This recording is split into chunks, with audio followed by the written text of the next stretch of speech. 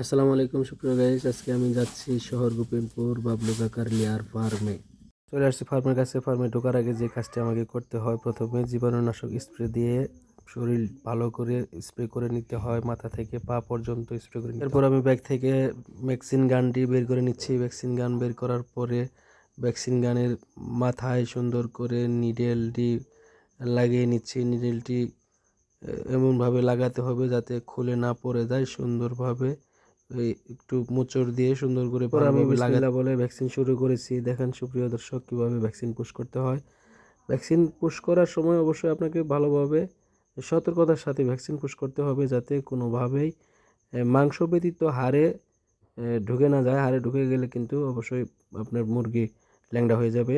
সেদিকে সতর্কতা অবলম্বন করতে হবে। আজকে আমি ভ্যাকসিন পুশ করছি ব্লাড ফ্লু H5। যেহেতু এই সময়ে ব্লাড ফ্লু H5-এর একটা প্রাদুর্ভাব বেশি দেখা যাচ্ছে, বিভিন্ন জায়গায় বিভিন্ন এলাকায় শোনা যাচ্ছে যে ভ্যাকসিন H5-এর প্রাদুর্ভাব বেশি, অনেক মুরগি মারা যাচ্ছে এবং কি বিক্রি করা হচ্ছে। যার জন্য অবশ্যই আমি যেটুকু বলি আর কি খামারিদের জন্য, যে এই সময় অবশ্যই আপনাদের যাদের মুরগির ব্লাড ফ্লু H5 এবং কি H9 ভ্যাকসিন করার সময় হয়েছে, অবশ্যই সবাই আপনারা অনুগ্রহ করে ভ্যাকসিনটি করে নেবেন।